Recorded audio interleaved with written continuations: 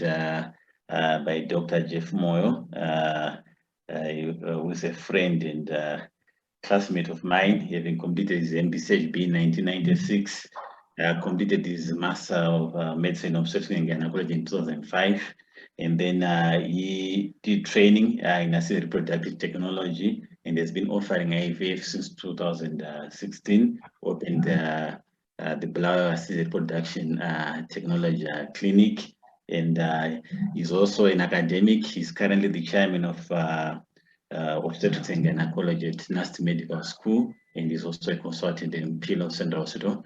Jeff, over to you. Thank you very much, Jerry, and good afternoon to everyone. I would like to thank the organizers for inviting me to share a few of my experiences in dealing with women with self-fertility and endometriosis. Next slide. I can't change the slides, Jerry. You have to do that for me. Okay, so you'll find that most of my slides have been covered in the morning and even by the previous presenter, but as a way of introduction, there's a bit of a definition there, that is the presence of endometrial glands outside the uterine cavity. We all know that it affects about 7 to 10% of women, and 30% and up to about 50% of women with endometriosis will also have self-fertility. And I'm sure the diagnosis has been covered in the morning. Next slide, please.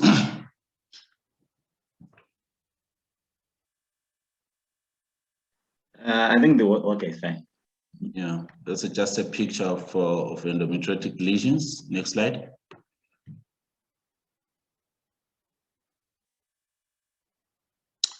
Okay, as the previous presenter sort of alluded to, the actual pathophysiology of how endometriosis reduces fertility is probably not really known, but there are possible mechanisms, including mechanical issues to do with extensive adhesions, tubal blockage.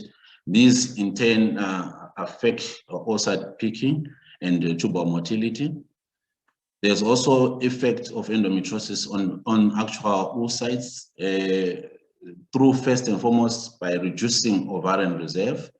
Women with endometriosis have a reduction in their ovarian reserve up to about 30% of those.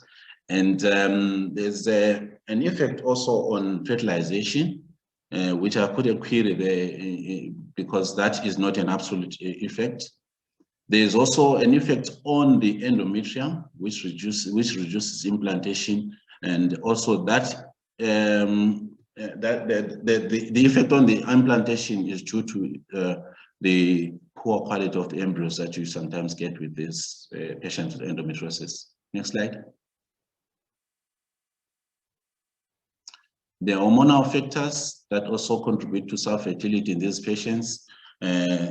Some studies have shown that these patients have got luteal phase deficiency, abnormalities in prolactin, and also abnormalities in fertilization and implantation. More and more studies have actually shown that the women with endometriosis have an altered peritoneal fluid. They tend to have higher amount of peritoneal fluid, and this fluid has high concentrations of macrophages, prostaglandin, cytokines. These in turn affect sperm motility and sperm oocyte interaction, leading to poor, reduction in the fertility. Next slide.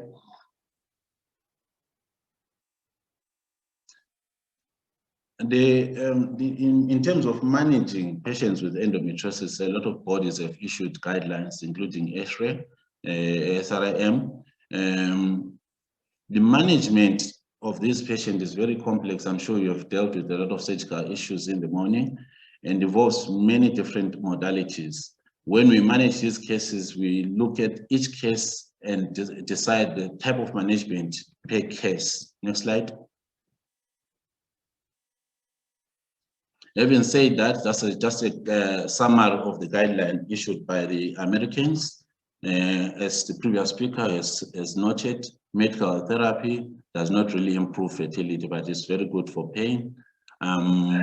Because most of these medical drugs actually inhibit ovulation. And then in stage 1 and 2 endometriosis, laparoscopic ablation of the lesions can actually improve natural conception. IUI in mild cases can also be useful. That is if there's a pattern tubes and normal sperm. Then IVF is usually reserved for those cases where there's also tubal factors, male factors, and other treatment modalities have failed. That's just a summary. The guideline is a little bit longer than that.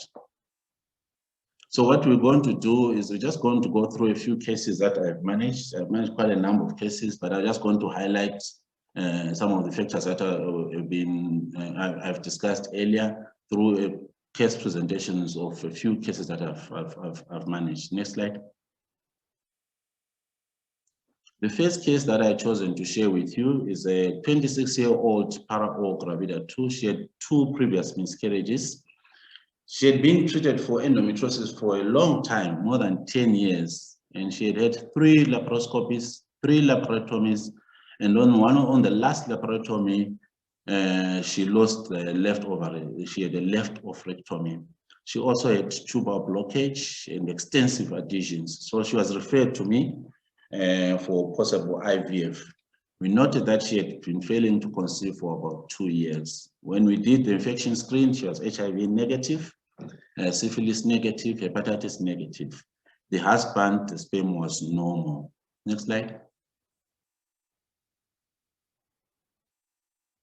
So we then assessed here ovarian reserve, like the previous speaker has already alluded to. Ovarian reserve is usually reduced. So the day 3 FSH for this patient was 8.4. The antral follicular count on the right, remember we said that the left side was removed, was only 3, and she had a 2.5 centimeter cyst. And the AMH was 0.60 nanograms. I put the key there. 0.60 falls between 0.15 and 1.14. So we're expecting a reduced response. Next slide. So our strategy was, since this patient already had been on several cycles of Zoladex, we just decided to give Zoladex just for 1 month and also schedule periods using a combined pill. We did an ultrasound guided cyst aspiration of the cyst because that cyst remained there just before the stimulation. We used a short protocol with an FSH dose of 300. That is a high dose for a 26-year-old, but remember the reserve was quite low, so we went for that 300. We managed to retrieve 4 oocytes which were fertilized using ICSI, and 2 embryos were transferred on day 5 and 2 were frozen. Unfortunately, she didn't get pregnant and she's awaiting an FET of the other remaining follicles, or other remaining embryos. Next slide. So just a slide about this reduced ovarian reserve. Endometriosis is associated with a reduction in ovarian reserve. That is no longer in doubt. Especially if there's an endometrioma. The endometrioma tends to affect the blood supply to the ovarian cortex, leading to the reduction in the reserve. And when there's surgery, I'm sure this has been covered in the morning. Unfortunately, I couldn't enter because the platform was full. Surgical excision of endometrioma also further leads to more reduction in ovarian reserve. The type of hemostatic energy, I'm sure this also has been covered by you guys, expects also is a contributing factor in the reduction in ovarian reserve. So needless to say that when patients present with this cysts, the surgery, the primary surgery must be a careful surgery that does not worsen the problem. Next slide.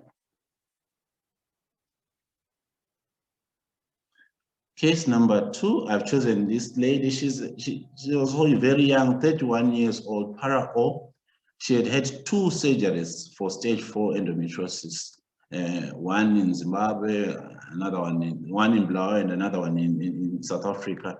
There was extensive surgery involving bowel resection, additional lysis, and then she also was suspected to be having adenomyosis as per ultrasound findings.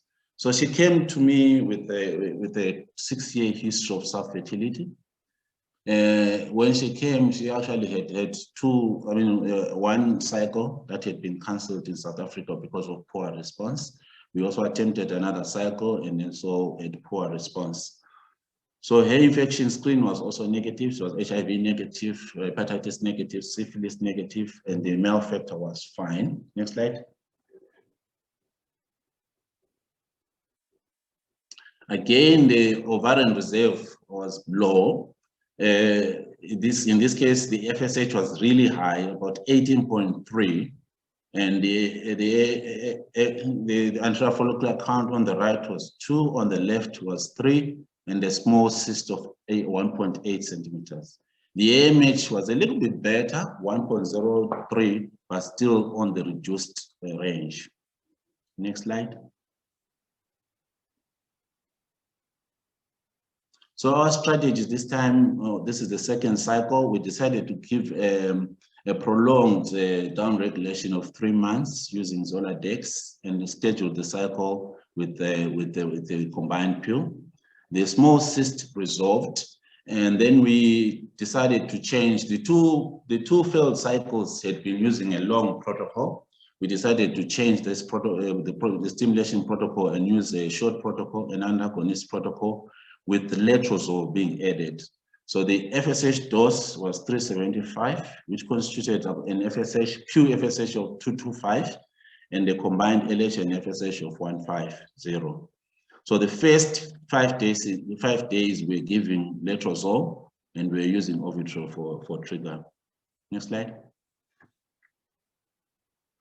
This is just a picture of this. It's not a modified, it's an antagonist protocol with the addition of letrozole. So the patient starts menses. When you start the stimulation, the FSH, you just add a letrozole for the first 5 days, and then the rest is the same. Again, the follicles that were retrieved were 4 mature oocytes. So the oocyte retrieval, we got 4 mature oocytes. We did ICSI, all of them fertilized, and we did a day 5 blastocyst transfer, and she got pregnant and has delivered a baby boy. Next slide. So just a comment about the role of letrozole.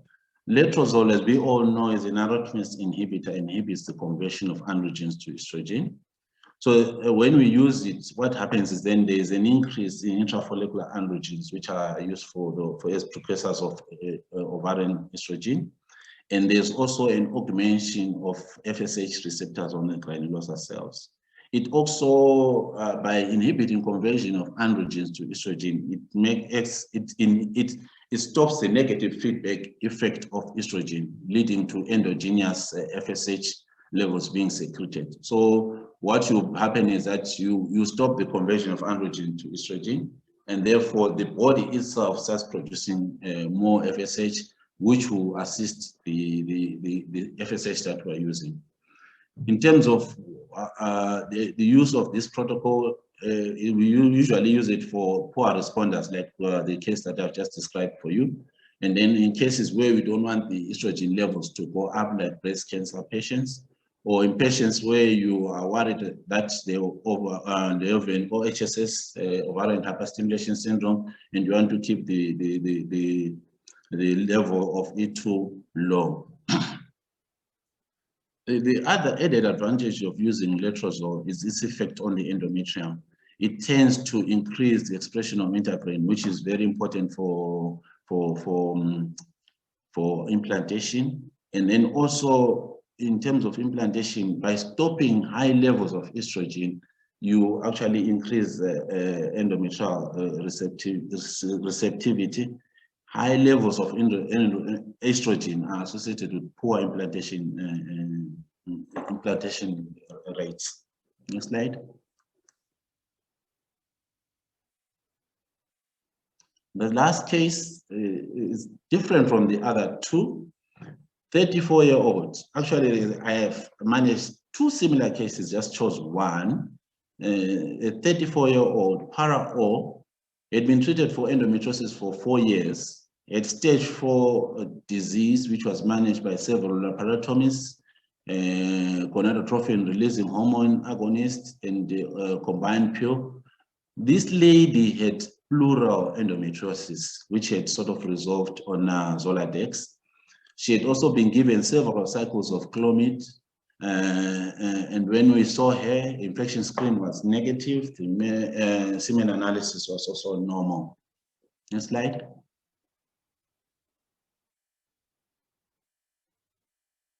Next slide, Jerry. Okay, and then in this case, the ovarian reserve was actually quite high.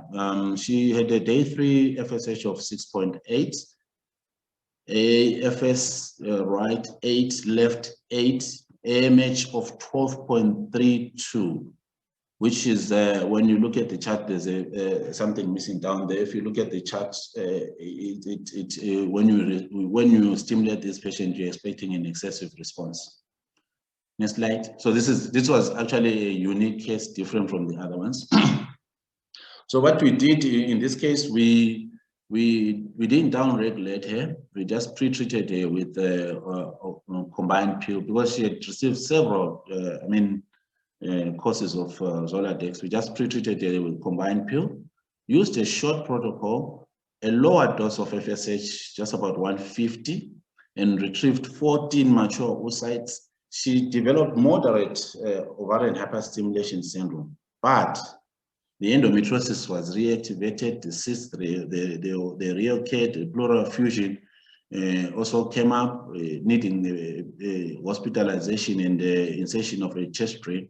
I've seen 2 cases of this nature, and this is one of them. She had to be hospitalized and the chest drain put and things like that.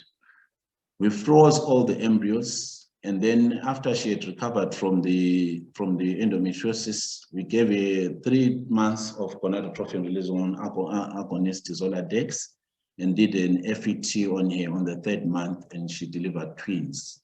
The other one, who had a similar reactivation of cysts and things like that, delivered triplets. Next slide.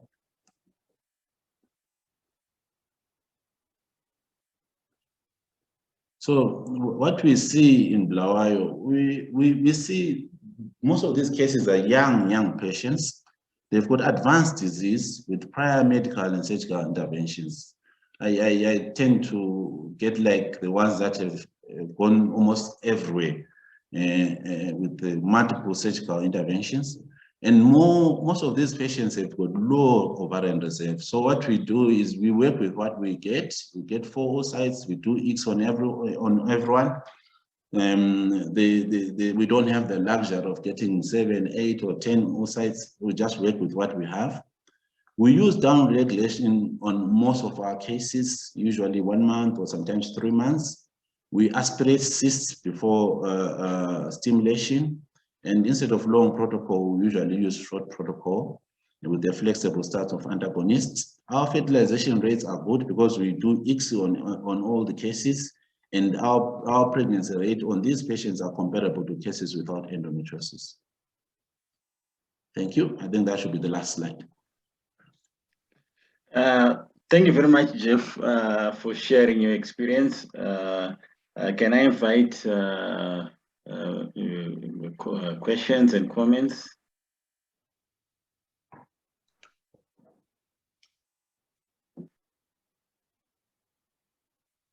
Please just unmute and say a comment.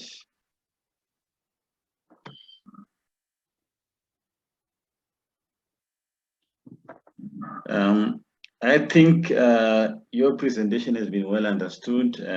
So this brings to the end this section, but we need to just open a discussion. Firstly, covered this section where we've covered endometriosis and fertility, having excellent case presentations, initially from Dr. Guja and Dr. Mkucha, and then also we're taught how to predict reproductive potential using the FI index and And finally, now with these real life examples using art in women with endometriosis and seeing the outcome. So are there any questions or any discussion points which one would want to bring out covering the issues of fertility and endometriosis?